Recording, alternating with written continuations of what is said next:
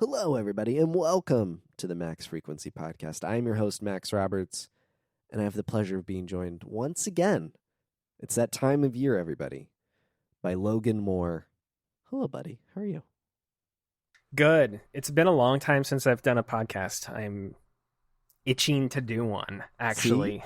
Yeah, and a last episode with Peter, same thing. Both of us, Peter and I, hadn't done a show in a while, so I'm definitely getting back in my feet wet.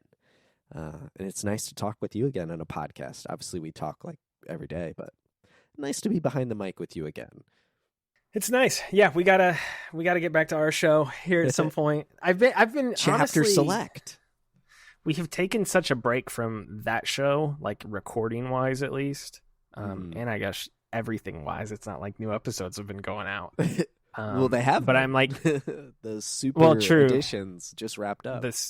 The supers have been going out, yeah. But yeah, we've not done it in so long that I'm now itching to get back to do it and get back to recording and do stuff. I don't know. I'm starting to have that like personal Podcast project itch. Yeah.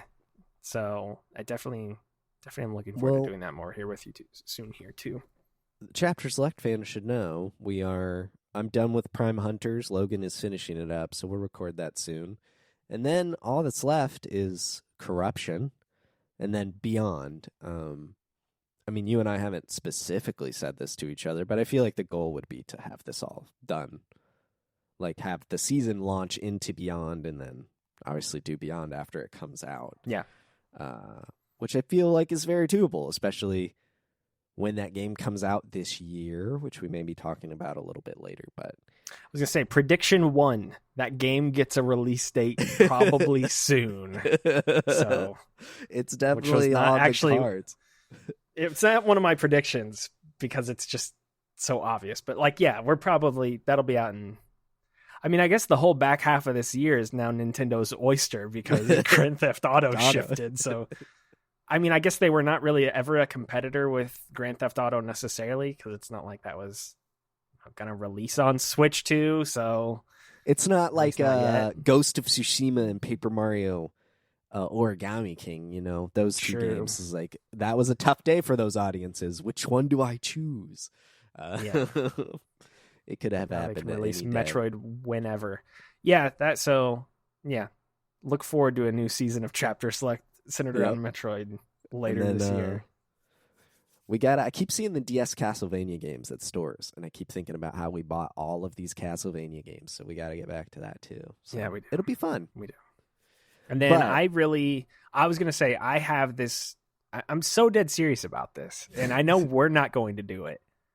I really want to play all the Grand Theft Autos before GTA 6. Maybe not the first 2 and the spin-offs and stuff like that. I want to play the PS2 trilogy. You want to play 3, Vice City, and because I've never played through all of them. I just goofed off on them. Yeah, I just goofed off on them. Will I do that? I don't know. Will I record podcasts about them? Probably not. I'll just play them and talk to the sky about my experience afterwards or something. GTA 6 got me real excited. Red Dead 2 I gotta play. GTA 6 looks insane is all I'm gonna say. I highly recommend the Digital Foundry special DF Direct on the second trailer of GTA because the technology that they noticed and talked about, like, that's what infinite money buys. It's insane.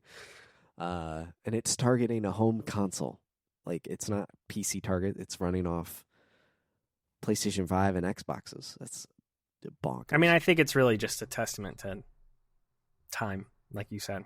Like, they have infinite money. They have infinite money and infinite time, pretty much. Like, I'm sure at some point, Take-Two is like, hey, when you going to release this? Can you please release this? But I'm also going to imagine they didn't really bat an eye when they said they had to delay it. It's like, this is the print way. Money for 15, 20 years once it comes out. So it is imagine when you own the golden goose, you don't rush the golden goose. You just say, please produce a golden egg. But we're not here to talk about Chapter Select per se. We're here because it's our annual E3 Keel 3's predictions episode. And we are, at least at the very least, we're recording this a little early because Logan is moving right before all of this. I've got some travel and things in between that. So we're out early, which I'm kind of excited about because while the rumor mill is obviously always is churning out stuff, the E3 summertime rumors haven't hit their stride. So I feel like we're coming in a little fresh, not actually knowing what's coming out, which is exciting. I was going to say that leading into this, last year we did this and I felt like it was really difficult to kind of guess anything that hadn't already leaked. And I'm sure, like you just said, things will start to leak here in the next couple days or weeks or whatever. And we'll know a lot more closer to whenever these potential events happen. But I think this year has been I think the Switch 2's really probably thrown a lot of stuff off. Because we had that big event in April and the reveal at the start of the year, and now that is launching on what historically would be E3 week. And then on top of that, just PlayStation's in a weird spot right now, which we'll talk about here more in a bit. I genuinely don't know if they even have anything. I mean, they will, but it's just strange. We're in really weird times right now with how everything is going. And like you said, with the Switch 2, we're in this, obviously Nintendo has their own cadence, but we're in this mid to late cycle, what feels like mid to late cycle for the Xbox and PlayStation. And obviously PlayStation went the upgrade route with the Pro, but Xbox isn't. So now there's a staggering there. Xbox seems to be really hitting a stride because they finally have gotten their hundreds of billions of dollars of studios. They're just a third-party publisher now. Right. So they're just cranking out games at a very high rate, especially on PlayStation. It's almost like this. It's a great time to, if you were only a PlayStation player and fan, what a great time it is for you finally getting access to some of the great games of the last generation from Xbox. Forza Horizon 5 just came out. Indiana Jones obviously was brought over. Doom was always cross-platform, but they kept that going. Oblivion, Shadow Drop with the leaks out the wazoo. It's just a great time to be on PlayStation if you are only a PlayStation consumer. But from Sony itself, it's a little strange, and we're going to talk about that, I'm sure. I was going to say, I mean, the last thing that I'll say on that front is I feel like PlayStation and Xbox's business models or just their plans in general have shifted so much since they launched those consoles, and now they have had to completely pivot halfway through this generation, and it has again, Xbox is got plenty of stuff that they're releasing. There's no shortage of stuff for them to release, but that's just because they own half the industry now. So of course that's the case. But PlayStation's, canceled all sorts of things left and right, and they've had to, I don't know. It's just they're both in such strange spots, and I feel like this whole generation is a wash, and that doesn't mean there's not any good games coming out or aren't any good games on the horizon. There'll be a lot to get excited about over this coming month, but it's hard to be excited about the unknown, whereas before that was kind of, I think, what the most exciting thing about this time of year was to me. So no, I fully agree.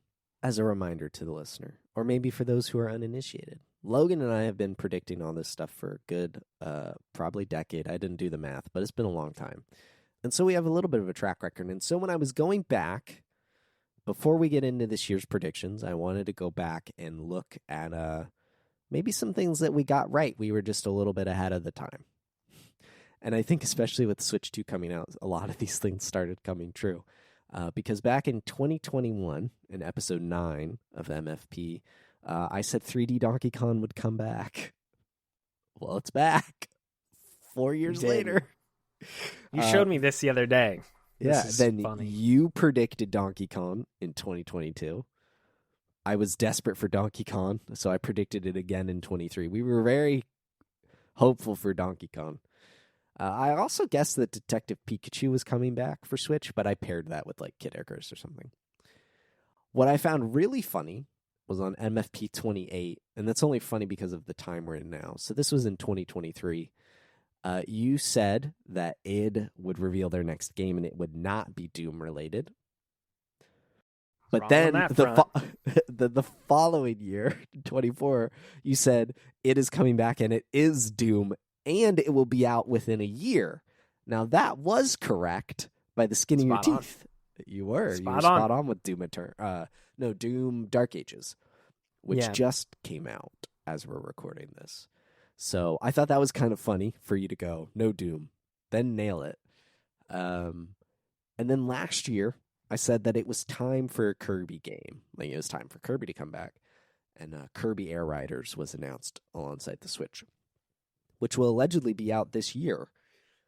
So and that kind of got me thinking, because the Switch 2 has been rumor city, right, for the last forever. And originally, I was gonna say like 3 or 4 years.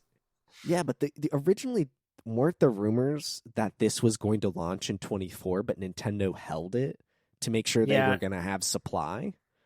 I think there was even like a third-party company this past week that like somehow had leaked like an old like internal documents came to light or something, and it said the Switch 2 in that document, and it said like a release year of last year at some point. So like, yeah, it was planned for last year at one point or another for sure. Which is interesting, especially in light of, obviously, Nintendo recently had their financials, and they were saying that they're predicting that 15 million Switch 2 sales within the first year, which would be the most successful launch year of a console so far. It would just barely beat Switch 1 and PlayStation 5. But if they wanted to prepare for that eventuality, holding it makes sense. And I also think could be why we're seeing kind of a stacked launch year-ish for Switch 2. If Kirby Air Riders was originally going to be teased last year and say 25, that makes more sense. But if it's going to come out now with this, and then there's Metroid and Donkey Kong, like, I don't know, maybe it gave them time. Anyway, we were clearly off on a lot of these things, but we were eventually right. So that means everything we predict today will eventually happen. One day. Maybe. We did do a pretty bad job last year, though. I went through them. Last year was interesting because Sony did their state of play in May, and I think we actually had to predict it before we recorded the show and then go through our predictions on the show because it had already aired by the time we were recording. That sounds about right. Something so, like that, yeah. As far as Xbox and stuff goes, you had the Doom thing. You said that Gear 6 and a Gears of War trilogy would be announced. Sort of. You were like kind of right. There was E-Day last year, which isn't Gear 6, and then we just got the Gears of War 1 remaster announced without a trilogy. So you were kind of like semi-right. You said Perfect Dark would be missing. That was not true. It showed up. Todd was going to talk about Elder Scrolls 6. He did not, as far as I recall. No, he didn't. And then this one, I watched the trailer again, and I went with a no, but I would concede to giving it a yes if you want. You said Fable gameplay would not appear, but in the trailer for Fable they had last year, there were clearly moments that were gameplay, but it was just a character like walking around or talking to someone. It wasn't like... Yeah, it's kind of like, again, going back to GTA 6, like Rockstar revealed after that, they're like, there was gameplay in the trailer. It's like, well, you could have fooled me. Like, what? Right, yeah. What was gameplay in that? Like, so I got the spirit of your guess is correct. Yes. I think but it was gameplay, so I didn't know how to put that. I said there would be a gameplay demo for Indy. There was not. It was like that snow, basically where they lifted. A horrible presentation for that. Yeah, they just showed like a 6-minute scene. scene. Yeah, And it was straight up lifted out of Uncharted 1 where they put like a German U-boat in a mountain. They just put snow around it. I said Outer Worlds 2 would reappear. That did not happen. I said Everwild would turn up. Didn't happen. I said Banjo would turn up. Didn't happen. And then I said that Microsoft would reveal a handheld console, which did not happen. But it's happening this year, maybe. Soon. Maybe. Well, I mean, not a maybe. Asus is doing it. Yeah. But that's a real thing. It's just a matter of when. Nintendo, you said the year of Metroid is truly upon us. With Prime 4 being re-revealed and out in 24. And then you said the 2 and 3 remasters would also be out that summer. Kind of like the Gears one. Little right, little not. Yeah, just a year off. Year off, yeah. You said 4 remasters at a minimum will appear, and they don't have to be first party. You were so close. 3 remasters appeared. You were just 1 away. You did get a new Zelda game of some sort would be revealed, Echoes of Wisdom, so you nailed that one. You said Nintendo would talk about, when they would talk about Switch 2, they did not. And then you said Star Fox would come back, and that did not happen. I similarly failed. I said it was Port City. I said 5 more HD ports didn't happen. I said DK64 would come to NSO. This is how desperate I was for 3D Donkey Kong. I was going to settle for the N64 version. I said the Zelda Oracle games would be announced as HD remakes or ports instead of Wind Waker and Twilight Princess. That didn't happen. The Kirby game prediction obviously did not happen. And then I said Punch-Out would come back, which also did not happen. So I sucked last year. You at least got 1 right in each of those, but I got nothing. So I got to step my game up this year. I'm not feeling great about this year, to be honest. And we'll see. But I'm excited. I'm at the least excited about my predictions. I'm hopeful. I'm hopeful every year, I guess.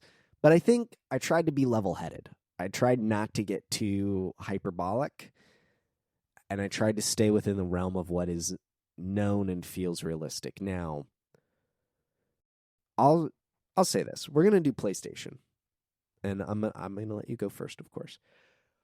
But my most difficult thing with PlayStation, and I didn't do this, it did fall into the backup category, but I just could not, in good faith, predict anything from Insomniac. Okay, I know everything. Now, please, if you want to predict anything from Insomniac, by all means, go ahead. But I was just like, this feels like cheating. Yeah. Is that the first? No, I guess this is the second year we'll have predicted. I don't think I predicted anything from Insomniac last year. I mean, I don't know. I don't think so. They got to show Wolverine soon. They do. You did not predict anything from Insomniac. Yeah, I didn't. I mean, and neither did we I. just kind of know. I mean, well, I didn't. I'm not. Where I was gonna say Wolverine? that's the Venom is the thing. If they have a big not shadow drop, if they have a big surprise announcement at whatever event this ends up being, Venom would have to be the thing. And they can just do a quick, release it 3 or 4 months later type thing that they did with Miles Morales, because that was revealed in May or June Summer. and then launched in November. So I think they could do the same sort of thing this year. But again, it's not a formal prediction because apparently that thing exists. I guess. It's real. So it's real. the one thing I wanted to ask you real quick here, and again, things can change on a dime before we get into PlayStation. First off, let me say this too. I have one more prediction I want us to make at the end of this to close out the big 3. There's one other topic I want to touch on. With PlayStation specifically, though. They have to be doing something, right? They obviously haven't yet.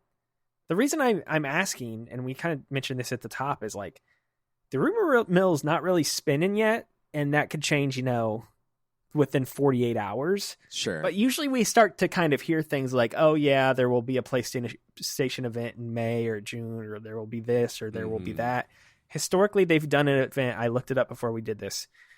They've done a showcase or a state of play every year for 4 straight years, in either May or early June. It's either one time it was like very, very late April. It was like April 30th, I think, was when it was. And then one other time it was like June 2nd. So like either super late April or super early June. There's always an event somewhere between that window. We're now halfway through May and like nothing. Like PlayStation hasn't said anything, obviously, but like none of the typical people who do start speaking up and saying, you know, oh yeah, PlayStation's doing something, have not said anything. So like, I wonder if they could choose to go late because they know that Nintendo is kind of coming up on the Switch 2 launch. But then again, Switch 2 launch, I'm going to be honest, like it doesn't feel that exciting. Like we're not that it won't be exciting to, you know, have a new piece of tech come out or anything like that, but I just feel like the Switch 2 release has kind of been, the excitement for it is dampened a little bit. I don't know how you feel or where you're at with any and all of this, but like it's a strange month right now.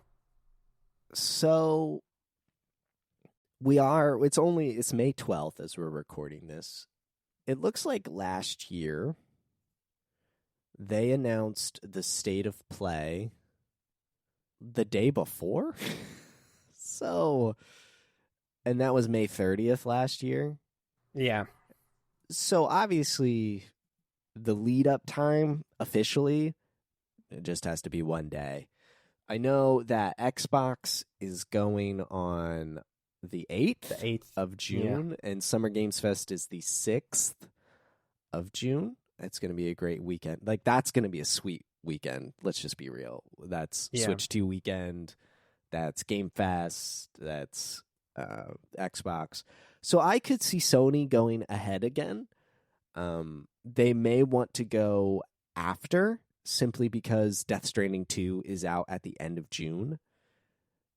And they'll want to, obviously, like, amp up that machine going into it. So yeah, I think we're just early, and that's just the nature of our schedules this year. But yeah, I really struggled with Sony predictions this year because they have Death Stranding, Marathon, and Ghost of Yotei. Like, that's the big games from them this year. And so that's June, September, October. So it's like a semi-regular cadence. Not a, I don't know. We'll see. So but they have these lingering ghosts. They just announced 2 new studios within the first 5 months of this year after the failure of Concord. It's just like this messy, Team ambiguous LFG. Time. Oh my gosh, it might be the worst. Worst name worst studio name I've ever heard. Yeah, it's pretty bad. So, like, obviously those games won't be out for 7 years. Yeah. Insomniac is like in this super weird limbo, especially with the leaks. Naughty Dog apparently only knows how to release The Last of Us over and over again while they work on a space game. Sony Santa Monica is like, I don't know, do we make video games? I don't know. It's just weird. We can depend on MLB The Show, and we know Polyphony is making a new Gran Turismo game. That just won't be out for another 8 years, but that's fine. They need the 8K tech to come through. What are you talking about? It can run in 8K on your PS5 Pro today. It's true. That's not what the box of the PS5 says. They removed the 8K. That is true. They did remove it. It's technically possible. But PS5 Pro, 8K, Gran Turismo 7. So yeah, Sony's difficult to predict, but yeah, they're going to do something. And it'll either be before or after Xbox, and I only even really say that just because of Death Stranding 2 on the Beach is out at the end of June. Like, they want to ramp that machine up. They'll probably do like another beta for Marathon, or they'll do a beta, not an alpha. So like, they have at least two things they definitely want to show early summer. So we'll see how it goes. Okay. You've won me over. They'll do something. But what will they show at this? Will it be exciting? I don't know, but yeah, they'll do something. Grub will tweet something out here within a week. We're just a little early. He's been a little sidetracked, I guess, by his company getting in some, I guess in a good situation now. He owns Giant Bomb. So, all right, you want to start or you want me to start? I would like you to start, please, with PlayStation. What is your 2025 PlayStation prediction? Let's start with this one. Santa Monica Studio reveals, I don't even believe this now that I'm saying it out loud, but I'll say it out loud anyway. Santa Monica Studio reveals 2 new games at once. I think they're gonna do whatever this Atreus Goes to College game is. My prediction previously was that the Atreus Goes to College game doesn't actually feature Atreus. That was going to be my original prediction. I changed it to this. But I think that is a game. I think they do have like some sort of God of War interstitial here. And then I think they're going to want to tell people, Corey's doing something. And what he's doing is this. And they're going to announce, even if it's just, a Metroid Prime 4 PNG of a title. I think they're going to tell people that he's doing something. Because they were already dodgy about, they had to be dodgy about that during the Ragnarok cycle. And that was, they revealed that game in 2020 or 2021. So we're almost 4 or 5 years removed from that. It takes a long time to make new games, especially new IP, but he's been working on that for a hot minute now because he knew that he wasn't going to direct Ragnarok. So I'm sure he still helped with development on that game, but he was a creative. He's been working on whatever he's been working on whatever this new thing is for a pretty long time. So I think they're going to at least tell people, yeah, this is a thing. Even if it's not, could be like an intergalactic type situation where it's yeah, we're going to finally show you this, just confirm it, but don't expect anything new for a long time. And in the interim, here's Atreus studying for remastered. True. Yeah, sure. We could do that too. Got to get it ready for the TV show on Prime. You know what I'm saying? Yeah. Maybe they'll announce the Kratos actor during this. No, maybe. So I'm looking forward to Interstellar, the blasphemous prophet. I don't know. Could be Cory Barlog. Sure. Okay, 2 games from Sony Santa Monica. I don't believe it. So my predictions this year, I'm doing something I don't believe I've done before. I've written them down in the order of what I think is most likely to happen to least likely. Okay. So I ramp up is the idea here. So number 1, Horizon's next title is announced. Okay. And the logic behind this is, obviously, Guerrilla is working on both a co-op game and the third game. Those are 2 things they're definitely working on. But more so, I think Sony wants Horizon annualized. And there has been an annual release. There's been an annual release of a Horizon game since 2022. Yeah. Now, I don't think that's a good point. We would get said new game this year, but I think they want to announce it just to keep the Horizon conversation going. Now, Lego Horizon was a last year and then out last year. I think the scale of a Lego game is a lot smaller than the co-op game, which I think is further along if the rumors are to be believed. So, I don't know, but I think Horizon is discussed in a meaningful way this year. And they want it to be annual, clearly. Just like Nintendo puts out a Zelda game every year and has for quite a while. Yeah. You don't think of it as annual, but it is. And look, this year we're getting Age of Calamity, right?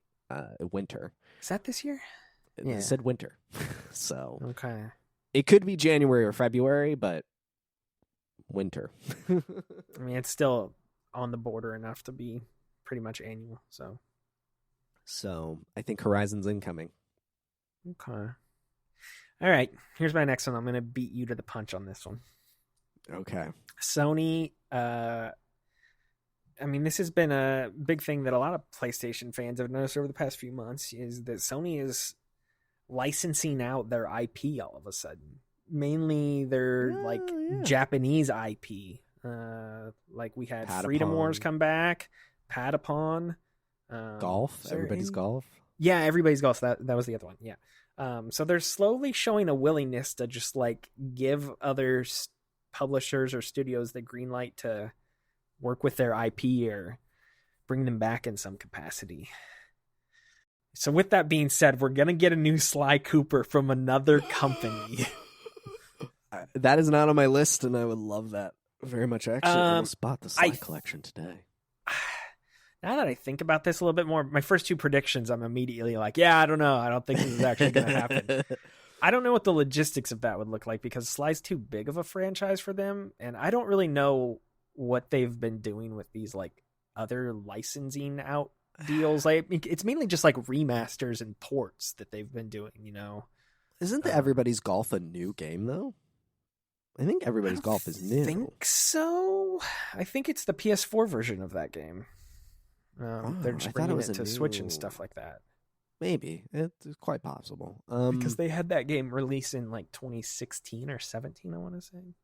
I mean, out of all the PS2 era mascot characters, Sly's the most likely to get another game.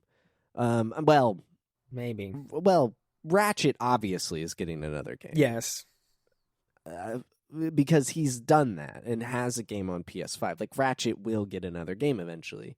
But if you're just looking at Jack or Sly, realistically, from that set, like, Sly's more likely than Jack, I think. Yeah. I mean, they got to hear... I realize it's a hard sell to, you know, especially in this age of everything being live service, and you have to sell so many millions of copies to even break even on some of these projects. But like, you have to be able to throw together some sort of small incubation team of like 30 to 50 people and just make a new Sly game or something. Like, it doesn't have to be anything crazy.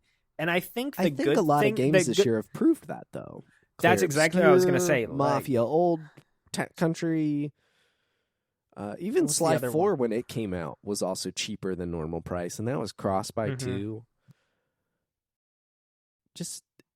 And I feel like Astrobot has shown people as well that there is a market for kid mascot platformer type things.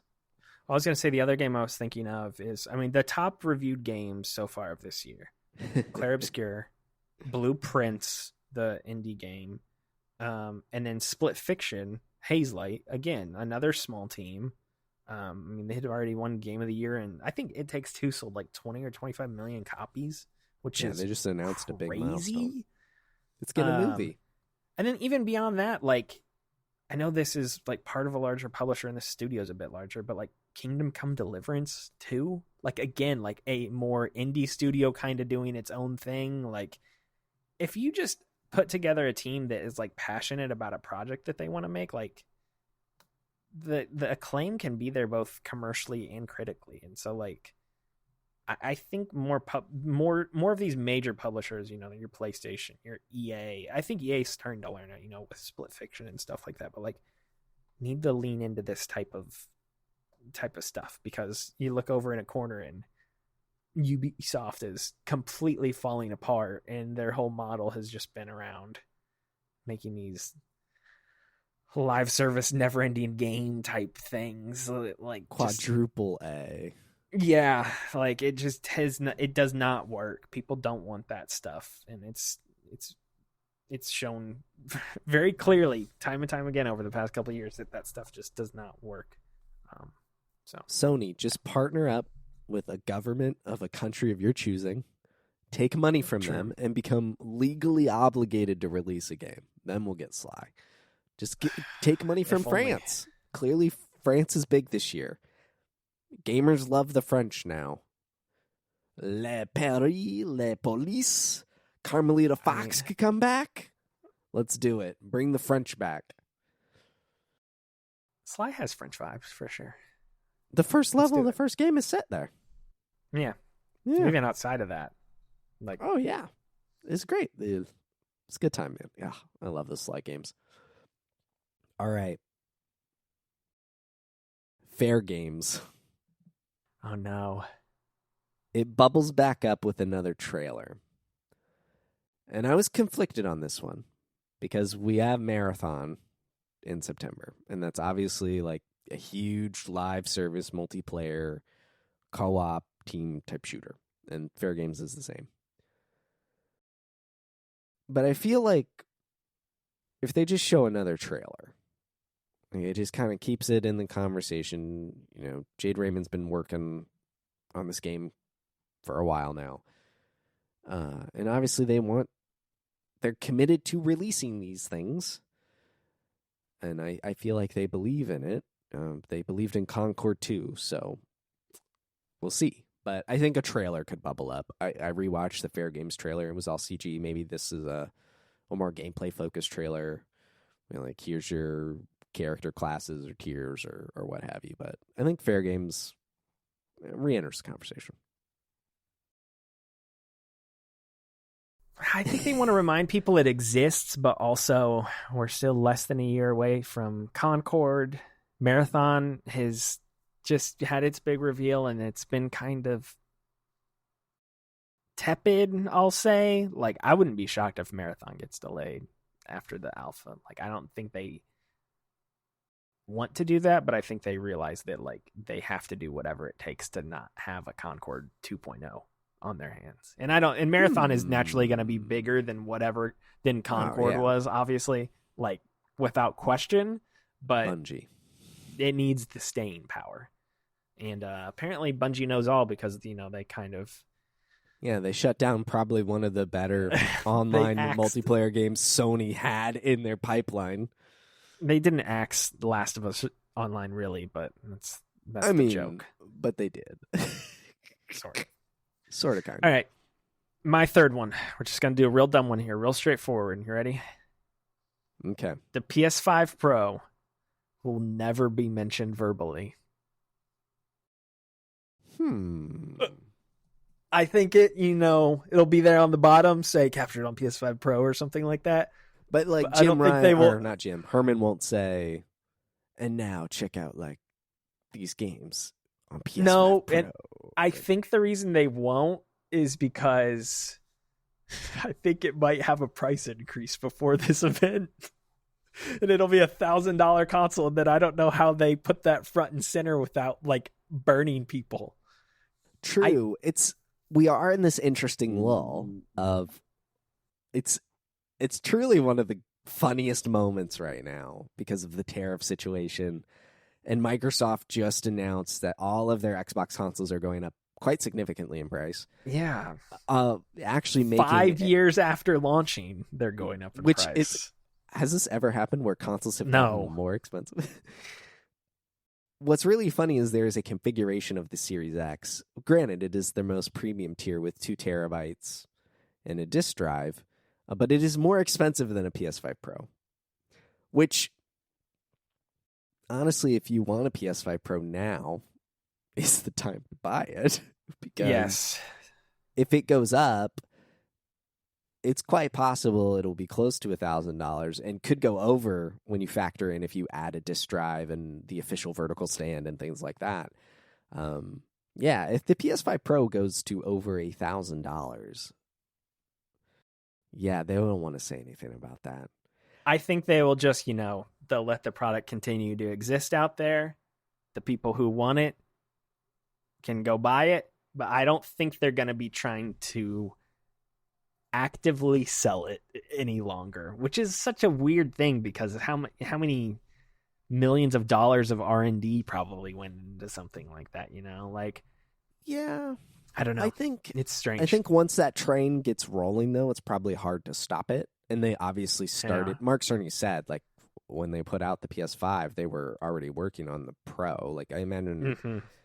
And I will say that at the very least, PSSR is an investment into PlayStation 6. That's what I was going to say too. Like it's naturally them working towards the next console. It probably helps them to some extent to like create an interstitial console because it helps them probably have a better idea of where the next big one is supposed to go and what sort of major leaps they can take with it. So I'm sure they probably personally enjoy doing that, and like it might even be good for their hardware team to do something like that. Because it's probably hard to like go off and silo yourself away for 10 years at a time and only ever release a product, however many, like pretty much you can only once a release so decade. many color variations of the DualSense, Yeah. Look at Microsoft. All they can know how to make are Xbox controllers. That's very true. But yeah, I don't think they will verbally mention this because I think doing so will just make people go, how dare they try to sell the $1,000 console to me? So how could they? All right. My third one, I think this is a lame and or vague one. I think it's vague enough where I can still count it. It doesn't overlap with you. But I just wrote, a dormant IP is revived. Okay. Now, in my little notes section, Uncharted is my guess. Because I can't get that ad out of my head where clearly Cassie Drake is like plundering treasure in this cave with a torch. Like, that was so clear. That's obvious. I think an Uncharted game I feel like it would be received well right now. Yeah. Especially if Naughty Dog wasn't attached to it. And I only say that from like the outspoken hater gamer perspective.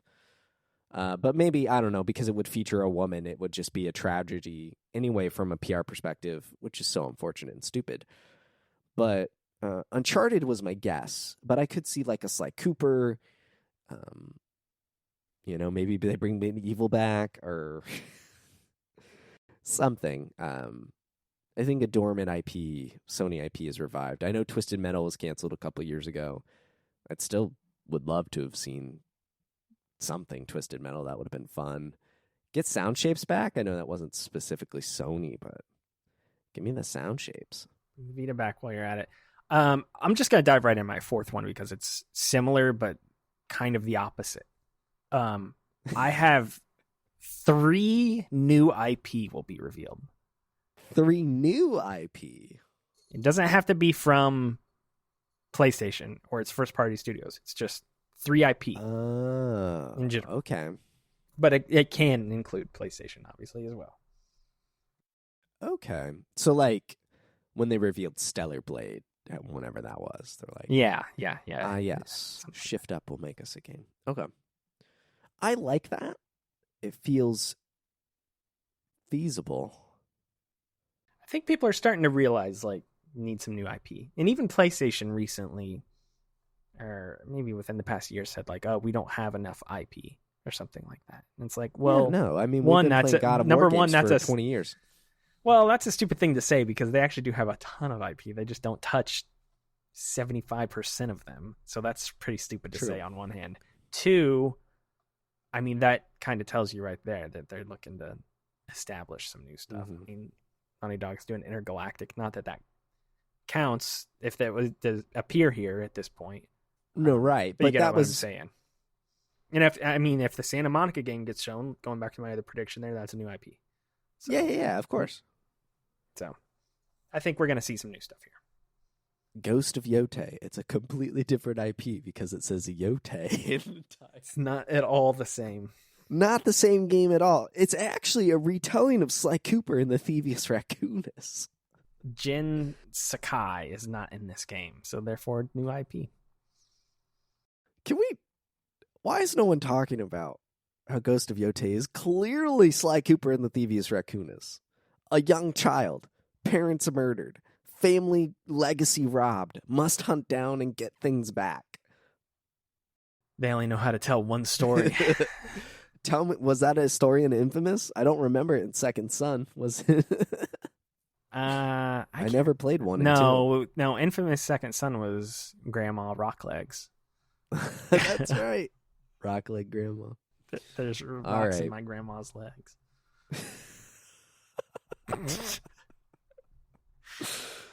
Number 4. Judas release date is revealed. That's a good one. I think I'd even put that higher buddy up with the Sony. list. They have been. And I think it just feels like this is the year for Judas. Come on. It Come better on, Ken. be. 2K needs it. You know what I'm saying? GTA's out. Yeah. Yeah. And it's not going to be BioShock 4 Antarctica edition. Well, I was going to say, I didn't do a... If BioShock 4 shows up, it's going to be the Keighley thing, I think, is most likely. But, like, what's up with that? Like, where is that at? That was revealed. I was writing at Dual Shockers when they announced that. For context, everybody here, that was a long time ago now. That was like 6 years ago, I want to say. To be fair, that was just like a press release. That wasn't like a logo. Yeah, they announced like a new studio and a new game at the same time. But the studio's still, like Sky something, right? Sky. Cloud Chamber. Cloud Chamber. All right, third party time. It's Resident Evil 9. It's revealed. Ooh. And the main protagonist is Leon. I just think they're going to play it too safe, unfortunately. You don't think it'll be Troy Baker, was it Jake in Resident Evil 6? You don't think he comes back? That would be sick. That would be sick. He comes out with an apple. I mean, I think you're right. Like, they would pick a character we know for the 9th game, especially given how 7 and 8 went. And I could see Chris. I was going to say, Maybe. It could be Chris, but I feel like they've almost resigned Chris to being like his the own... COD. Yeah, he's like the COD section. Yeah, I don't know. I feel like they want Chris to now like usher you through this world at all times. So like, yeah, they came out with the DLC for 7 where you could play as him, but I don't know. I feel like they're gonna go back to Leon, even though it's weird because we just had 4 remake. All the rumors say it's not Jill, which is so weird.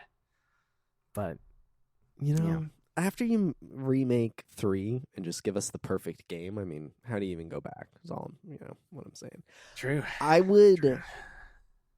am genuinely super pumped for the next Resident Evil game because I will pop off because I've played them all now. So like I'm so this will be your first reveal of a new. I guess had we played 4 remake? Had you started playing them yet? Right. I think we had started playing them, but that's different because like that's different. 4 is a known quantity. Sure, it was very beautiful. Entering uncharted territory with the legacy of this series now. So you don't know which is fun coming up. Yeah. I'll say this. I would obviously be super hyped for 9. But if they went back and gave us Code Veronica remake, which clearly I think is in the works, especially since they shut down the fan project, I would love a little Code Veronica remake love. That would be pretty sweet. Sick. I hope it happens. Maybe we can get both, but it'd probably have to be in back-to-back years. Yeah, I mean they did that basically with 8 and 4, so I think we're going to get back into this cadence here with Resident Evil where they're doing them pretty much every year again. So that'll be good. Let's do it. All right, number 5. I have to change it because mine was Sony Santa Monica's next project is announced. And you did that. Not only that, you said the next 2 projects. So, but I do think that's, for some reason, I just feel like that's unlikely. I don't know. Whatever. So I'm going to skip number 6 just for a second because 7 and 8 were Wolverine and Venom. Like that was like true desperation. But I have a 9th one that I think is even more unlikely than my 6th. I mean, heck, do it. Because I've not been, believing in anything I'm saying tonight here, obviously. All right. So I'll skip over 6 because I feel like if this happens, it's going to happen at the Keeleys in the winter, not here in the summer. But the 6th one was Intergalactic gets a gameplay trailer. Like I thought they'd keep that machine going. But I feel like that's more likely for the winter than the summer here. So number 9, aka number 5. Bloodborne for PS5 comes to pass. Nintendo has an exclusive From Software game, and Sony will not take it. I know that Blue Point's God of War multiplayer service game was canceled. Blue Point's got to crank something out. Obviously, Sony owns the IP. Just give them Bloodborne and call it a day. The pop for that would be humongous. So I think, while unlikely, Bloodborne for PS5. Of all times for them to do it, it would be probably worst for it to happen now because Night Rain? they have another game coming up that looks a whole lot like Bloodborne, but maybe for exactly that reason. Maybe that's why they'll finally do it. Right, because From Software doesn't have like a say if they give it to Blue Point to remake. Yeah. From Software doesn't, as unfortunate as that is, but it could happen. I think, though, that our boy Shuhei came out and said something along the lines of FromSoft said to PlayStation, if they ever do a remake or remaster, do any future sequels, even though PlayStation technically owns the IP, there's like an understanding between the two of them that like PlayStation will not touch it unless FromSoft is the one doing it. And I think Perhaps. that given their prestige within the industry, they're probably not a company you want to like make mad. Sure, you don't want to tick them off. And they're a little busy right now with Night Rain and Duskbloods. Duskbloods. Yeah, I was trying to think of what Duskbloods. It took me a second. that's called. That's so disgusting that that's a Switch 2 exclusive. It makes my Just for stomach now. turn Just for when now. I think It'll about come it. to the other stuff later. Yeah, But you gotta play it with the Joy-Con too. I'm excited for Night Rain this month. Hope it's good. Excited to dabble with it. We'll see. Okay, PlayStation. PlayStation's all done. All right. Xbox. Good old Philly Spencer. What's he going to be talking about? Give me your first prediction for the big Xbox Bethesda Activision Mega Showcase. I'm trying to decide where to start. I have one that I like a lot, and I firmly believe it too, is the thing. I think that's where you start. All right. We do this every year. Banjo-Kazooie return as DLC characters in Tony Hawk's Pro Skater 3 and 4.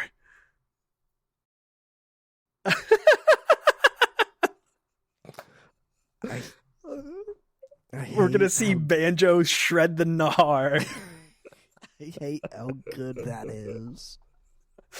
I think it happens. I think they're going to make a big deal about it. They're going to be like, he's finally back. He's saved. And it'll just be a skater skin for Tony Hawk. And that's it. And I think they'll announce it's an addition for a later date or something like that. Because they're going to want to talk about that game in some capacity, but I don't know what they can get people excited about, that close to launch. I hate how good of a prediction that is. Because that's kind of one of the things that's going to be missing from these releases are those like Star Wars and I'm getting some of the games mixed up here, but Star Wars and Spider-Man and Shrek, like those. I think they might. I mean, they've already shown that Doom Slayer is one of them, but I think they're going to have more. That. Yeah, I think they're going to have more. I wouldn't be surprised if like Master Chief's in it too. Master Chief would be hilarious. So Banjo makes sense. I feel like they want to throw a bone to people eventually here with Banjo stuff. A bone. And that's the dogs out here dying. That is a bone. That's something. So there's my annual Banjo adjacent prediction. I'm like thinking of the Smash reveal for Banjo and how Sakurai like did the duck hunt fake out again. It's pretty good. All right. I think this is probably the lowest hanging fruit out of all my predictions. Gears of War gets love with reloaded gameplay and something regarding E-Day. Okay. When I did a little Googling, apparently, according to great Microsoft inside reporter over at The Verge, whose name is now escaping me. Tom Warren. Thank you. Tom Warren. You would know him. E-Day was originally targeting a 25 release date. Yeah. And that's still highly possible. Nothing has, necessarily indicated that otherwise. Reloaded is August, right? Yes. So there's still plenty of time left in the year for E-Day to come out, especially since it's this tighter, more focused single player. It's like a linear game, doesn't have the open world stuff that 5 did. So it's possible. I didn't want to fully commit to an E-Day release date, but I think like Gears is going to have a little bit of a section. They're going to be like, it's finally coming to PlayStation. Reloaded, here's the gameplay and the multiplayer you love. They'll probably have what was it called? The Horde mode. Yeah, Horde mode is the name of it. Okay, Beast mode as well from Gears 3, where you can play as the Locust instead. That's fun. So yeah, I think it'll get some love, and I think E-Day will come back in some way as well. Probably, in a full way. But Gears is getting love this year. Okay. I hope so. I mean, I just want the 2 and 3 remasters. That would be... Where's Judgment? Where is Judgment? I always think Mitch Dyer loved that game. I don't know if he still does, but whenever I think of Judgment, I think of him being excited about it on whatever podcast I listened to where he talked about it. Like, he really liked Judgment.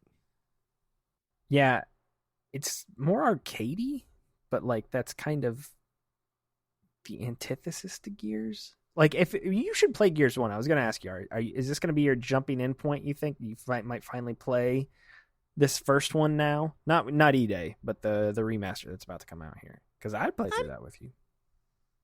Well, we've talked about doing a season of the show on Gears. Yeah. I mean, I would like to play it. You and I have this very long-standing date that we have not gone on yet, where we're supposed to go back to Gotham Knights and even play Suicide Squad together. So we have this desire to play co-op games together. Just hanging out, scheduling. Maybe if I start waking up at 4 a.m. every morning, dude, I'd save Gotham with you in the middle of the morning. At dawn. The night is just as dark before the dawn, Logan. I mean, Gears is very horror adjacent, especially the first game, and it gets more actiony from there. And E-Day is supposed to be leaning more into the horror based off reports. Yeah. So. It's supposed to be leaning more into the vibe of the first game. But Judgment is not like that.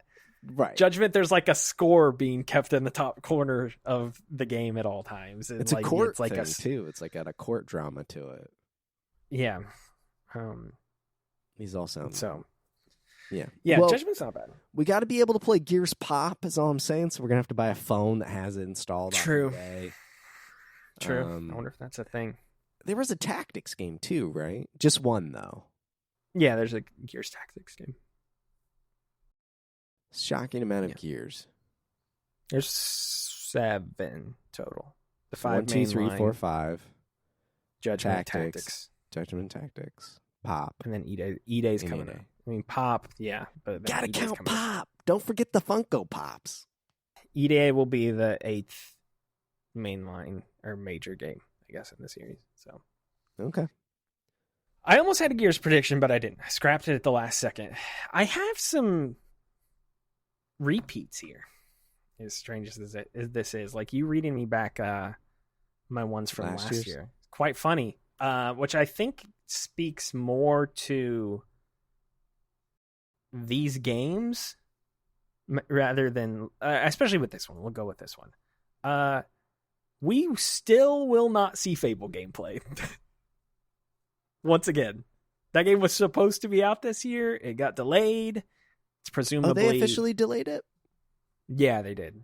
That was like 2 or 3 months ago they officially delayed it. In my head, I knew it was 26. I was like, there's no way it's this year. But I couldn't remember if they actually had delayed it or if I had read like a rumor mill.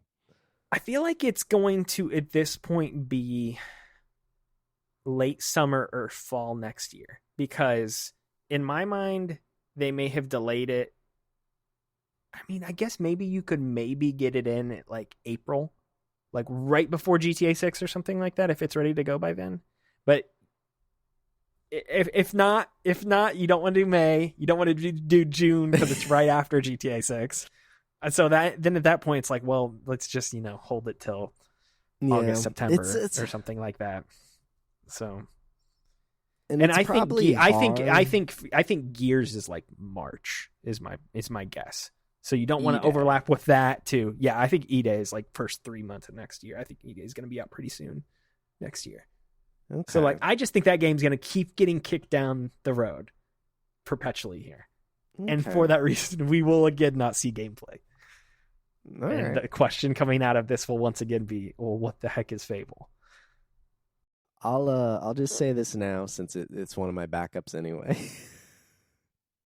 I said if Fable shows up, it is for gameplay and a date. Like, you just like get it done. No. Obviously, I'm kind of with you. Like, if they do show Fable again, there's like, I don't know, it's not gameplay. I don't know, weird. I just think they shouldn't. They've already delayed it. Everybody knows it's not coming out this just year don't anymore. remind people. Just go quiet until you want to do a big blowout for it.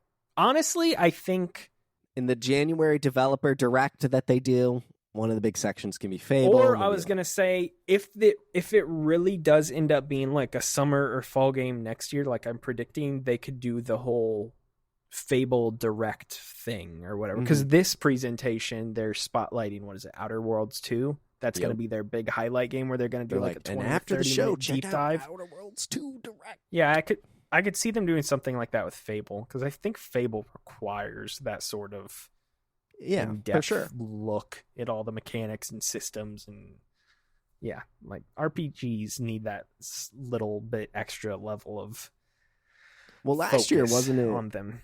Last year was Call of Duty, so last year was Call of Duty, which that's a big game too. I mean, campaign. Oh, no. And it was the first zombies. year. It was the first year that they were like, we have doing it the now. Game Pass it's coming stuff. to Game Pass. Yeah. Surprising, like, I mean, presumably we're getting the next COD reveal here this summer, right? Yeah, I guess I've not even really thought about that. I don't think they've said like they're soon. skipping a year or anything. So suppose I don't know. What is it going to be? Modern Warfare 4? It's either Modern Warfare 4 or I've heard Black Ops 7. Which is crazy.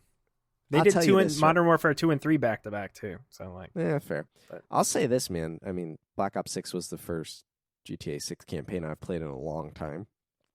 But that campaign was fun. I want to play some good missions in that game. So I think I'll hit my Call of Duty itch probably around like July. I feel like that's like an annual thing. I get like a random itch to play a shooter campaign or two. So yeah. Well, speaking of the developer directs, Outer Worlds 2 gets a date, which I think is super obvious. And I'll throw in my specificity. I had it as a note, but I'll attach it to it. October 2nd, 2025. Interesting. There's a reason What for day that. of the week is that? A Thursday. Okay. What else comes out on October 2nd? Is it Yote? I don't even know. It is Yote. Is it? That would be fun. Yeah, no. I wanna see it like a, that double release. So, I mean, obviously Outer Worlds 2 is getting a date. If they're doing a deep dive direct, they already said it's coming out this year. Avowed came out this year just because it got delayed, but Obsidian was still cranking on Outer Worlds, so. What do they have after this? I mean, because for a while we've known like a ton of stuff that they had in the works, and then I think once they get this out, they go back Avowed, to being Pentiment. That was a surprise. Yeah. Outer Worlds. Yeah, they're kind of quiet after this. I think Grounded is done, right? They're not updating the game or like new content. I'm not sure. I mean, the updates have slowed down for sure, but I think they might still do some stuff with it. Well, that's because now they're working on Fallout New Vegas 2 because the TV show is such a hit. I mean, they should. They should. That would be smart, but, you know. Okay. All right, let's stay in that vein. Let's do it. Like I said, part 2 of things that Logan is returning to the well with once again. I think they're gonna talk. I think they're gonna say something about Elder Scrolls 6. I think they're gonna announce something with it. And I mean, maybe this is like not the time to do that because, you know, they just did Oblivion and stuff like that. But like, I feel like Starfield's well enough in the rearview mirror. We'll get the PS5 port of that eventually, you know, and that'll drum up probably some will interest be again. announced this summer. It's actually that'll probably be out later this year. Yeah. So I mean, Starfield's going to come to PS5. There's another expansion. We'll probably get that expansion revealed here too, but I don't think they've committed to anything else after that with Starfield. So it's pretty clear that like they're starting to turn the page from that. Oblivion's blown up. It's huge. That game is stupid popular right now. Like, I mean, just talking about it from like a website perspective and like a writing, like that game brings in like a ton of traffic for us. Anytime we write about it still, it's been out like a month. Like that incredibly high interest in Elder Scrolls right now. I feel like that you can just throw everybody a bone by like, you know, after all these years, just announce the title of the game. Elder Scrolls 6, whatever. Like, they have to know it by now. I mean, they've known a lot of things about this game, I feel like, for a long time. Like, they've known Todd the won't region tell his son anything about it. Like, I mean, they've known the region it's going to be set in since its initial reveal, however many years ago. I think the design doc of this game, Todd has said he's known for forever, like, what they want to do in this game, like, since after they shipped Skyrim. So like there's a lot of things that they could announce that would just be like, hey, the game is in Hammerfell, or, you know, how much do you know about Elder Scrolls? This is actually an interesting question for you. Nothing. I don't know. Each Fusroda, arrow to the knee. Fusroda. Every new game is set in a new region. So like there's the single continent of Tamriel, but within Tamriel there's like 9 different, I think there's 9 different provinces, and all the games have gone to different provinces. So Skyrim's a province. Maybe Skyrim's a province. Cyrodiil is where Oblivion is set. That's the capital province. That's where the king lives. So that initial teaser, they teased the province that they're going to, but they have not said what it is. And so the question since that initial teaser trailer all these years has been like, well, what region is this? What is this? Where are we at? What are we looking at? What part of Tamriel is this? And they have refused to say, even though they knew. So like I think they could just announce something like that. Like, hey, the game is set here. 6 Hammerfall. Hammerfell would be sick. That's where it should be. Okay. That would be that's the odds-on favorite. I think they could just announce that, and everybody would get hyped for it, and then they could go back and be quiet for the next 3 years or whatever, you know. But at least we've learned something about it after however many years here. Spice up the SEO. True. Yeah. Yes. All right. This is a double dose. 2 things tied together. I've been known for this kind of a prediction. Both Contraband and Clockwork Revolution pop back up. That's very likely. I want to say that's I think a good Contraband is actually the most likely out of all of those. Clockwork Revolution, I could see just being quiet again, like for 1 more year, and then coming back. But I wanted to make the prediction a bit more interesting, so I paired the 2 together. But yeah, I feel like we totally could see more of these games in some capacity, right? Contraband, for sure. All we got was a conceptual teaser trailer for that game that, you know, seemed to be promising cars and heist or treasure in some capacity. And then Clockwork Revolution just feels like a very BioShock Infinite spiritual kind of game, at least aesthetically. So yeah, I kind of feel like those two games are gonna come back in some way. Clockwork's a good candidate. I think that one could be out first half of next year as well. That could be like their avowed equivalent for 2026 or something like that. Contraband, if that doesn't show back up, I think it's because it's like in development hell or something real weird. Maybe. I think, and Xbox has gotten the machine turning, right? It's like we have big releases for Game Pass at a pretty good clip. So I think like now that the machine is oiled and primed and like is running, I think they can feel a bit more confident about saying and showing other games and being like, and here it is, it comes out, this is what we're shooting for and things like that. Like because you want to keep people subscribed, right? So if you can say, well, it's kind of like,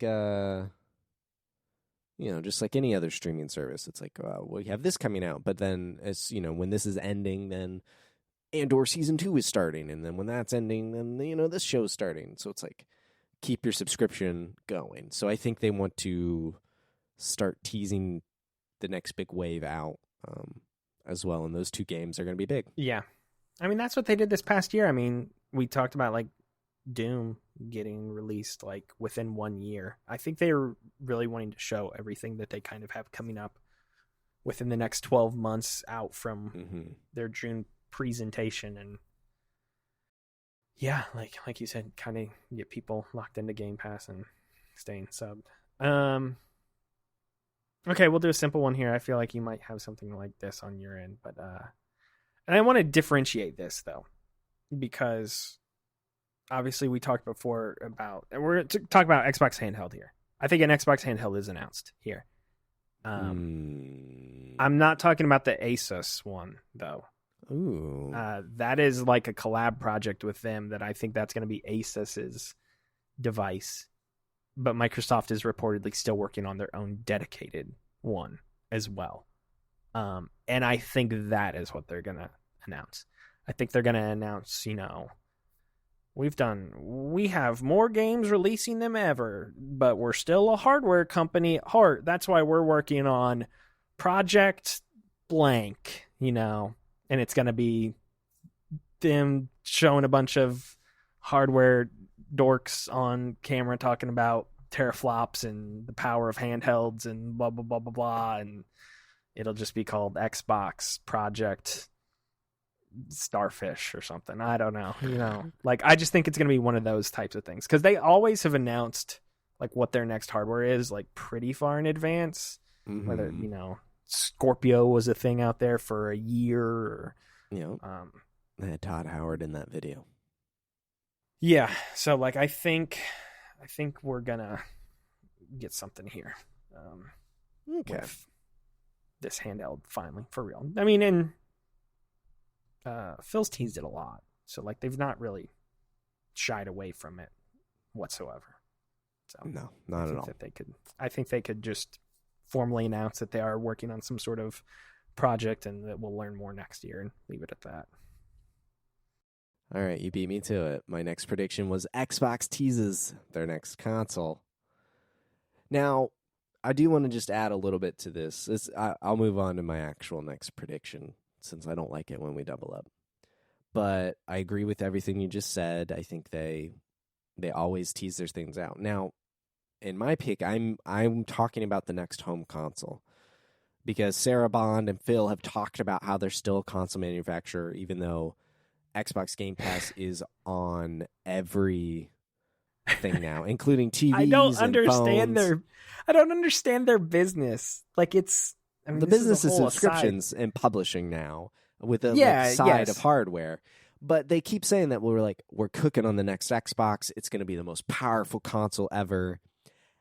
And I believe that because it's going to be a generational shift, not a pro shift, or that mid-gen type of thing. And so I think if they tease it this year and then it's out next year, potentially ahead of PS6. I think they're going to go I think they're going to go ahead of PlayStation no matter what here, to be honest. Right. I think we get like a 360 PS3 scenario where one just leads ahead. And so I could see, like, I see them talking about the next console in some capacity. What would be really interesting if they went the handheld route, like you're talking about, besides the fact that Asus is launching something this year with Xbox branding. With Switch 2 having come out just days before, would be really interesting from like a market conversation perspective. Now, I don't think that the market for Switch 2 and an Xbox handheld necessarily overlaps. I think that's more of a Steam Deck and Xbox market competition. But it would be very interesting and fun to have like Switch 2 come out and then the Xbox revealed their own handheld device for the first time. So that would be cool. All right, so we got to move on to my next prediction since we lapped. And I'm slightly sad because I wanted to end with this, but it's now my number 4. I almost brought this up in PlayStation as well, but 2025 is officially the year of Kojima with a proper trailer for Overdose. A proper trailer. I didn't go full tilt here, but I want it. I want to know. I know the man is busy, but is he that busy? He's probably fully in Death Stranding promotional mode. I bet those at the studio would very strongly push back against this. It could happen. I mean, they could do it. Sure, why not? I mean, Kojima's juggling all these things behind the scenes as well. Like, he can juggle promoting them all at once. Well, what I think it could be is it's A, not a live event. B, like it would just, in my scenario, it's a trailer. He could have cut that whenever. And just give like a proper flavor for the game instead of this weird people screaming at the screen while Jordan Peele and him talk about it. I don't even think about that trailer or that game because the trailer just kind of sucked, to be totally honest. Like, right. Like, I think it also, like, Kojima's in the conversation, especially here this June with Death Stranding. I feel like Xbox is going to want a piece of that. And if they can get their Kojima exclusive, to have some sort of presence, that's added into the conversation, right? That bubbles up with it. They can kind of tie their ships together in a bit of a way. I think that would be really fun. Now, what I almost did with Sony was, as I said, it truly is the year of Kojima, and we get a Fizzant teaser as well. But I did not. The man's not that crazy. That'd be fun. Sweet, but Overdose. Fizzant will be teased in Death Stranding 2 when the new Snake character is revealed to be named John Fizzant. And that will be no. his introduction. We all know Fizzant is actually going to be star Robert Pattinson, so. True. True. His collab. I'm just saying, his performance in Tenet, you put that with Kojima and an espionage thing, like, I totally could believe it. Please, Robert. Team up with It'd be fun. It would be fun. Okay, my last one. Another little bit of a straightforward. I feel like a lot of my Xbox ones here were straightforward, other than Banjo and Tony Hawk. It's arguably the best prediction of the night. I'm going to say a new Halo game will be announced far too early. And they've kind of already done this because I know that they did the whole, like, we're moving to Unreal. We're in Unreal. We're Halo Studios. 343, what? We're not those people. We're Halo Studios, everybody. Don't you know?